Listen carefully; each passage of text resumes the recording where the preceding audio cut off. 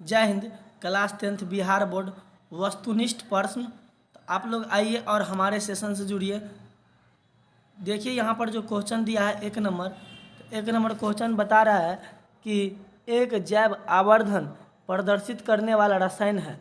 जैव आवर्धन प्रदर्शित करने वाला रसायन है तो क्या है यहाँ पर NADP ऑप्शन नंबर सी।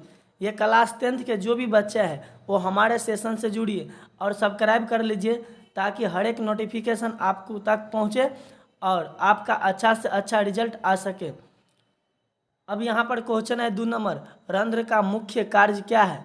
रंध्र पत्ता में होता है, उसका मुख्य कार्य होता है गैसों का विनिमय एवं वाष्पोत्सर्जन। चलिए आगे बढ़ते हैं। रंध्रे को स्टोमाटा भी कहा जाता है, ध्यान रखिएगा।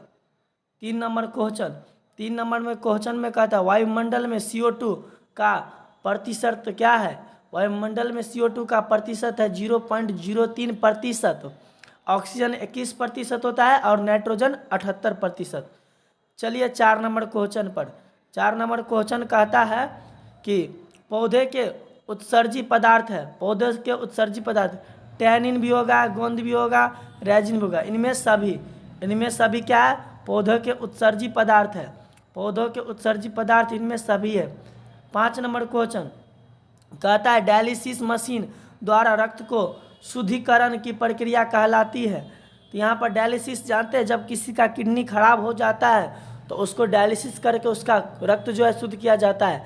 तो उस प्रोसेस को, उस प्रक्रिया को कहा जाता है हीमोडायलिसिस। क्या कहा जाता है, तो हीमोडायलिसिस। आगे बढ़ेंगे हम लोग। 6 नंबर क्वेश्चन, 6 नंबर क्वेश्चन में निम्नलिखित में कौन गुरुत्वानुवर्तन का उदाहरण है। तो जड़ का वृद्धि करना क्या होता है, गुरुत्वानुवर्तन। पेड़ पौधे में होता है समन्वय एवं नियंत्रण, चैप्टर में दिया है बायोलॉजी में।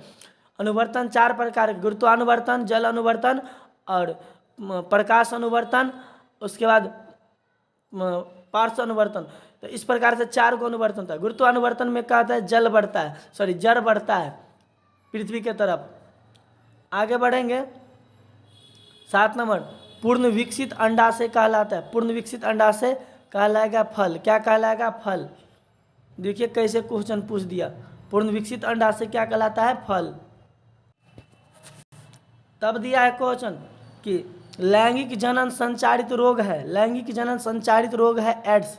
एड्स क्या है, लैंगिक जनन संचारित रोग। इसमें पोलियो तो नहीं, लैंगिक जनन। लैंगिक जनन माने क्या होता है कि कोई माने कि कोई आदमी संबंध जब बनाता है रिलेशनशिप के द्वारा, जो बीमारी होता है उसको एड्स बीमारी हो सकता है।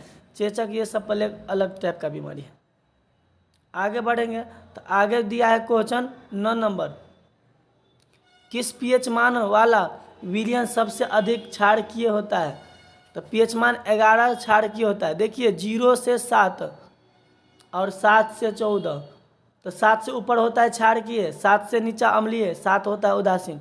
तो यहाँ पर पीएच मान 11 वाला क्षारकीय होगा। 10 नंबर क्वेश्चन कहता है चूना जल का रासायनिक सूत्र, रासायनिक नाम क्या है। चूना जल का रासायनिक नाम कैल्शियम हाइड्रोक्साइड।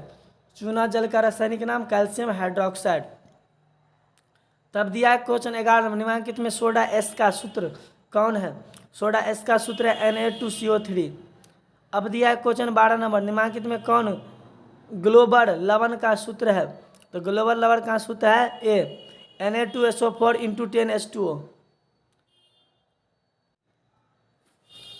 यहाँ पर 27 नंबर क्वेश्चन, प्रकाश की ओर परोहर की गति है। प्रकाश की ओर क्या होता है, प्रकाश अनुवर्तन। क्या कहलाएगा, अब ये कुछ देर पहले हम बताते थे, प्रकाश अनुवर्तन। देखिए पेड़ पौधा में 4 प्रकार का अनुवर्तन। गुरुत्वानुवर्तन में जड़ बढ़ेगा पृथ्वी की तरफ, जल अनुवर्तन में जल में बढ़ेगा, रासायनिक अनुवर्तन रसायन के द्वारा होगा, प्रकाश अनुवर्तन में शीर्ष भाग बढ़ेगा। तो ये प्रकाश अनुवर्तन।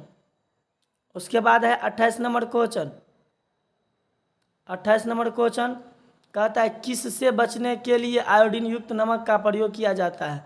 तो घेघा रोग से बचने के लिए, किस से बचने के लिए, गलगंड या घेघा रोग से बचने के लिए आयोडीन युक्त नमक खाना पड़ता है।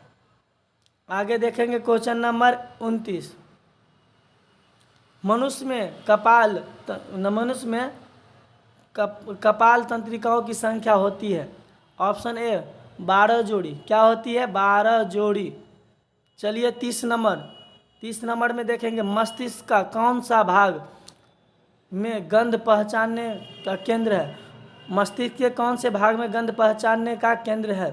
तो ऑप्शन नंबर बी अग्र मस्तिष्क में गंध पहचानने की क्षमता होता है। 31 नंबर क्वेश्चन पर विचार करेंगे। प्रथम मासिक धर्म का प्रकट होना कहलाता है, तो क्या कहलाता है? मनेरचा। प्रथम मासिक धर्म है ना, मनेरचा कहलाता है, मेनारचा।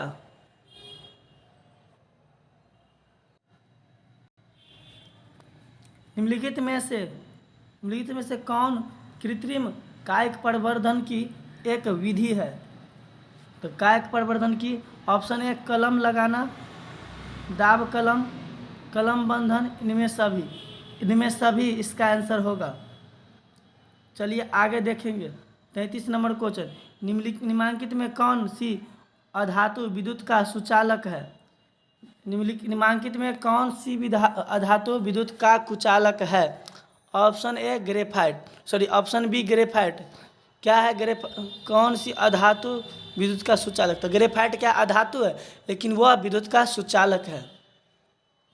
34 नंबर क्वेश्चन देखेंगे।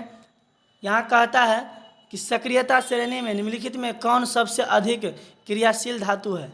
सक्रियता श्रेणी में सबसे अधिक क्रियाशील धातु यहाँ पर हो जाएगा सोडियम, Na को सोडियम कहा जाता है। उसके बाद 35 नंबर क्वेश्चन, शुद्ध सोना कितने कैरेट का होता है? शुद्ध सोना कितने कैरेट का होता है? तो ऑप्शन नंबर सी 24 कैरेट का होता है शुद्ध सोना। शुद्ध सोना कितने कैरेट का? 24 कैरेट का। और जो गहना लोग बनाता है वह होता है 18 या 22 कैरेट का। शुद्ध सोना 24 कैरेट का। चलिए, निम्नलिखित में किस धातु को कैरोसिन में डुबा कर रखा जाता है? तो यहाँ पर सोडियम को हो जाएगा। सोडियम को किरोसिन तेल में डुबा कर रखा जाता है, नहीं तो ऑक्सीजन से अभिक्रिया करने के बाद आग लग जाता है, ये जलने लगता है। 37 नंबर क्वेश्चन, अम्ल के जलीय विलयन में निम्नलिखित में से कौन उत्पन्न होता है? अम्ल के जलीय विलयन में निम्नलिखित में से कौन उत्पन्न होता है? तो H+ आयन अम्ल में से होगा H+ आयन, और क्षारीय में होगा OH- आयन। ये अम्ल में H+ आयन। चलिए 38 नंबर क्वेश्चन देखेंगे। 38 नंबर, निम्नलिखित में कौन सबसे सबल अम्ल है? सबल, तो HI सबसे सबल अम्ल है। अब देंगे यहाँ पर 39 नंबर क्वेश्चन, शुद्ध जल का pH मान होता है? शुद्ध जल का pH मान 7 होता है, मतलब उदासीन होता है वो। अब 40 नंबर क्वेश्चन, निम्नलिखित में कौन सा पदार्थ का जलीय विलयन नीले लिटमस पत्र को लाल कर देता है? तो नीले लिटमस को लाल कर देता है अम्ल। कौन कर देता है? तो अम्ल।